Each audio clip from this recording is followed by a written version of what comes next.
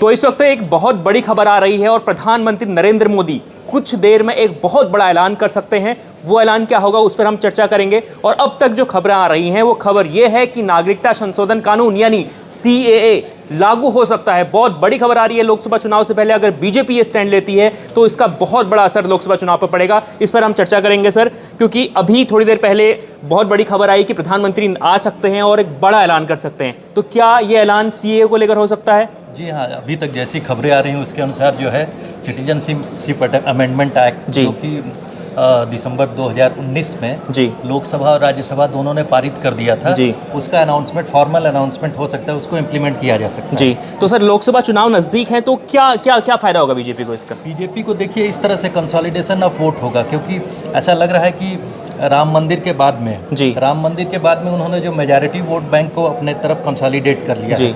उसके बाद जो बाकी कुछ तबके बचे हुए हैं, जैसा कि इस अमेंडमेंट एक्ट में कहा गया है कि 2014 के पहले तक जो आए हुए जो परसिक्यूटेड माइनॉरिटीज़, जिसमें सिख सेगमेंट आता है, जैन आता है, पारसी आता है और क्रिश्चियन कम्युनिटी आती हैं, जो कि नेबरिंग नेशंस जो इंडिया में आए, बिल्कुल बांग्लादेश से आया हो, पाकिस्तान से आया हो या मुस्लिम तबके को छोड़कर जितने भी परसिक्यूटेड माइनॉरिटीज आई, उनको जो है 2014 से पहले अगर भारत में उनको जो है नागरिकता तुरंत मिल जाएगी। सबको नागरिकता अधिकार मिल जाएगा। अगर नागरिकता मिलती है तो सारे सबका अपना वोट तो सर देते होंगे ना, वो लोग वोट देते हैं, लेकिन उनका एक बहुत बड़ा पॉजिटिव इम्पैक्ट पड़ेगा, क्योंकि आपने देखा होगा कि उससे और फर्दर कंसोलिडेशन होगा, ऐसा माना जाता है।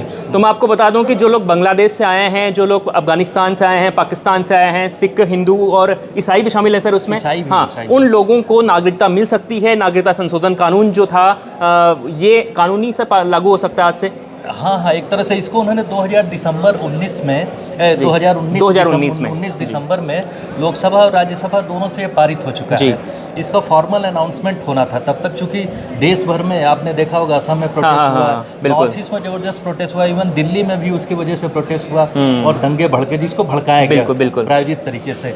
उस वजह से कुछ कारणों की वजह से सरकार ने उस पर रोक लगा रखी थी। लेकिन इस चुनाव में चूंकि राम मंदिर बन चुका है, जो इनका एजेंडे का पार्ट था, CAA, लोग कहते हैं कि CAA के बारे में माना जाता है कि ये जो यूनिफॉर्म सिविल कोड है उसकी तरफ बढ़ता हुआ एक कदम है। CAA को लेकर काफी प्रोटेस्ट भी हुआ दिल्ली में। अगर हम बात करें तो बहुत बड़ा प्रोटेस्ट हुआ, कई हिस्सों में, नॉर्थ ईस्ट के कई हिस्सों में प्रोटेस्ट हुआ।